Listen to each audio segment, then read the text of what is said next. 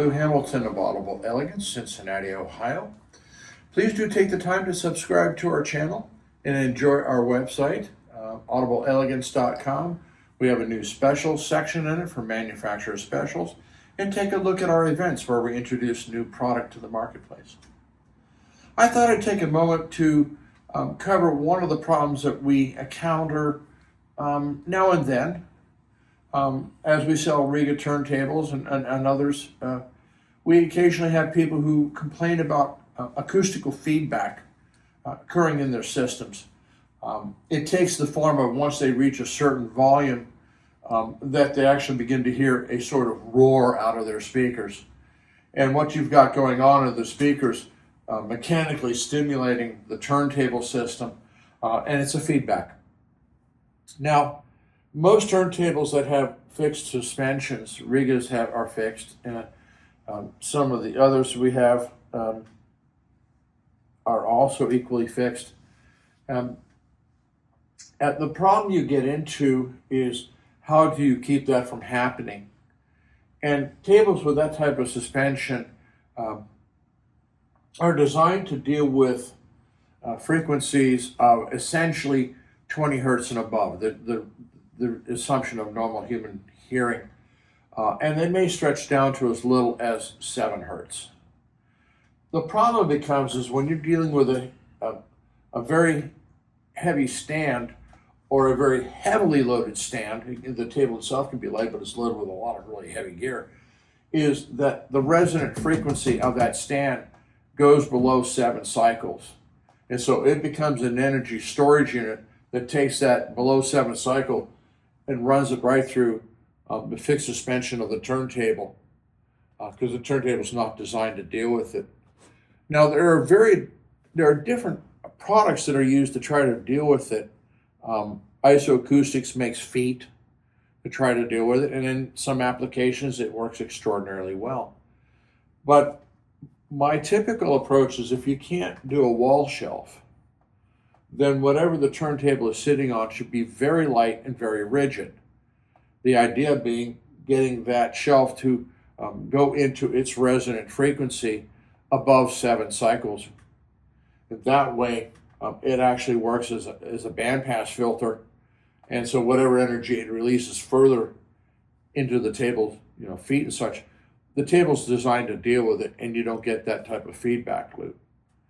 So we just had a situation where a customer has a very heavy table, and he has a Naya, and the way his system is set up, he was getting, at reasonable volume and above, he was getting that type of feedback loop.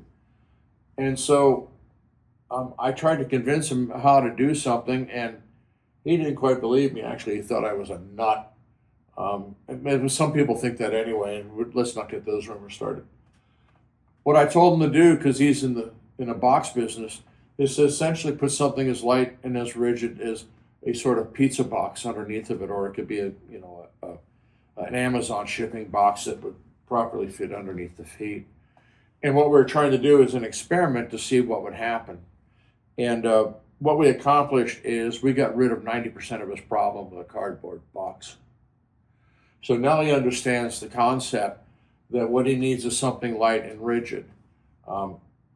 He's not permitted, obviously, to put a cardboard box on the floor or a small table that's very light and rigid. Sound Organization used to make them, as well as Audio Tech. Target has some. This is a Target rack, because it's aesthetically not pleasing to the wife. So we have another solution set for him. It's an idea, something extraordinarily light and extremely rigid. And once I get him to come in, I want him to experiment with that. I'm predicting even better success with it, but we want, as it said, the proof of the pudding is in the eat, and we want to see how that all turns out. But in a lot of turntables, light and rigid is actually the answer.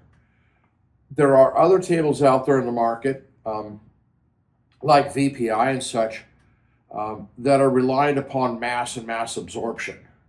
So a light and rigid stand really isn't ideal for a table like that. They're trying to address the problem from a totally different angle. I would throw Oracle also into the light and rigid stand category. Lin is obviously in the light and rigid, even though it's a sprung suspension as opposed to fixed. So you kind of have to look at how the tables are designed and what their goals are. There are other tables out there that use the Graham tone arm, which were quite lovely arms. And what they actually did was use different metals in the tone arm itself to act as essentially a noise limiting or controlling mechanism. So it was quite clever, actually, a lot of engineering.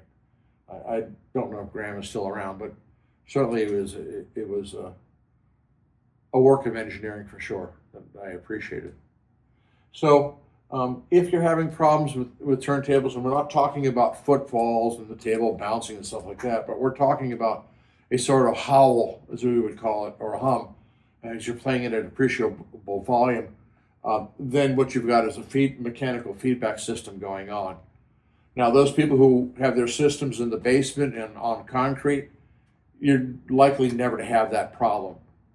But if you are on a first floor that has, wood floor and a basement underneath of it, the probability of this happening on a very turntable on a very heavy stand is recognized.